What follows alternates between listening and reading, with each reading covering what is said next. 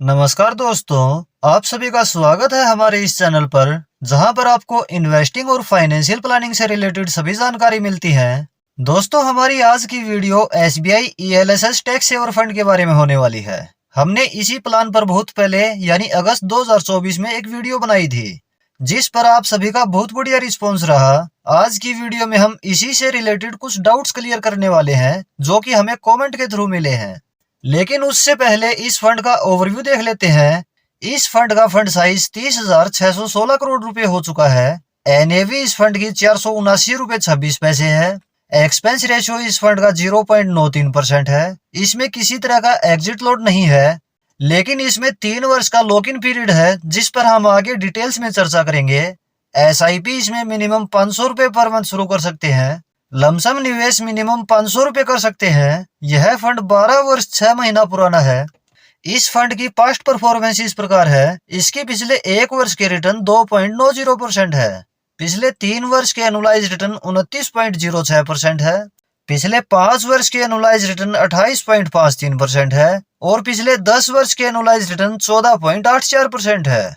इस फंड की asset allocation देखें तो इस फंड का लार्ज कैप में निवेश 61.18% है, मिड कैप में निवेश 21.56% है, स्मॉल कैप में निवेश 11.17% है और कैश एंड अदर में 5.9% है। चलिए अब अकॉर्डिंग टू कमेंट हम कैलकुलेशन करते हैं। यदि इस प्लान में 2,50,000 रुपए लमसम निवेश किया जाए और 2,000 रुपए पर मंथ एसआईपी की जाए तो 20 वर्ष बाद कितना अमाउंट मिल सकता है। देखिए, रिटर्न तो म्यूचुअल फंड में फिक्स नहीं होते, लेकिन एक अनुमानित औसत रिटर्न 15% एनुअली हम मान सकते हैं। और यह जरूरी नहीं है कि यही रिटर्न मिल जाए। रिटर्न इससे कुछ कम भी हो सकती है और इससे ज्यादा भी हो सकती है। लमसम 2,50,000 रुपए, रिटर्न 15%, ड्यूरेशन 20 वर्ष। 20 वर्ष में एस्टिमेटेड रिटर्न मिल सकता है 38,41,634 रुपए और टोटल वैल्यू हो सकती है 40,91,634 रुपए। एसआईपी 2,000 रुपए पर मंथ, रिटर्न 15%, ड्यूरेशन 20 वर्ष। 20 वर्ष में इन्वेस्टेड अमाउंट हो जाता है 4,80,000 रुपए। एस्टिमेटेड रिटर्न हो सकती है 21,74,147 रुपए और टोटल वैल्यू हो सकती है 26,54,147 रुपए। और जो एस्टिमेटेड रिटर्न मिला है, इस पर एलटीसीजी टैक्स 12.5% डिडक्ट होगा एक फाइनेंशियल ईयर में 1,25,000 से ऊपर की रिटर्न पर।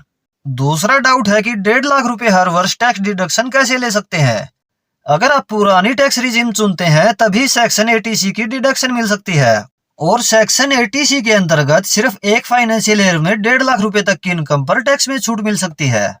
और यह छूट आप एक जगह से ही ले सकते हैं, जैसे कि सेक्शन 80C के अंतर्गत छूट के लिए कई इन्वेस्टमेंट ऑप्शन अवेलेबल हैं। इसका बेनिफिट लेने के लिए आईटीआर फिलिंग करते समय अपनी ईएलएसएस इन्वेस्टमेंट डिक्लेयर करनी होती है under section 80C of income tax act 1961। Next doubt है, क्या यह फंड लॉन्ग टर्म के लिए सही है। कारण यह है कि इस प्लान का नाम पहले SBI long term equity fund था, जिससे इन्वेस्टर्स को कंफ्यूजन था।